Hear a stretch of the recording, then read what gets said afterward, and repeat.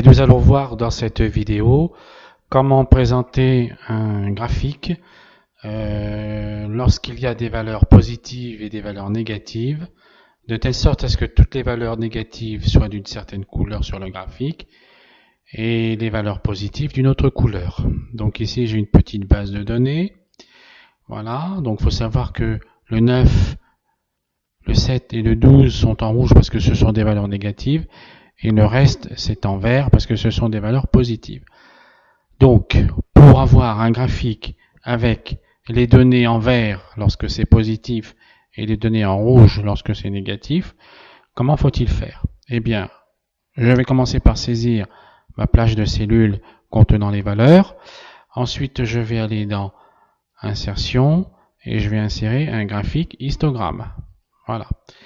Là, ici, on s'aperçoit que toutes les couleurs sont les mêmes, que ce soit pour des valeurs positives ou négatives. Or, je veux positif en vert et négatif en rouge. Donc pour cela, je me positionne sur le graphique ici. Je fais un clic droit de la souris et je vais dans format de la zone de géographique. Voilà. Ensuite ici, je vais choisir série 1 qui correspond à ça. Là ici je vais cliquer, alors je vais me positionner sur le petit onglet où c'est marqué remplissage et traits. Je vais cliquer sur inverser si négatif et je vais cliquer également sur varier les couleurs par point.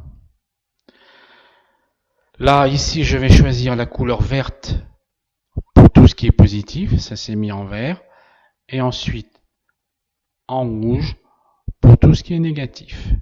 Voilà.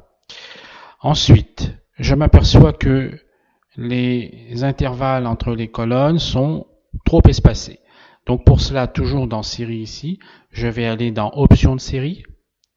Et là, je vois largeur de l'intervalle, 218%.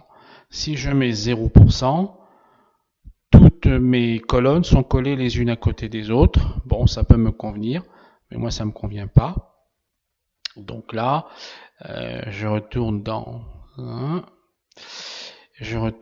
options et là au lieu de mettre 0%, je vais mettre par exemple 10%. Voilà. Là, ça semble me convenir. Ensuite, je vais faire une petite mise en forme, mais ça me regarde. Je vais dans mise en forme, remplissage, aucun remplissage, contour, sans contour. Ensuite, la petite série d'informations ici ne m'intéresse pas. Je le supprime. Je vais aller dans étiquette. Alors, je vais enlever le quadrillage qu'il y a là. J'enlève le quadrillage. Je vais dans étiquette. Et là, j'ai bien les étiquettes au-dessus de la barre. Ensuite, je me positionne ici parce que ça ne me convient pas.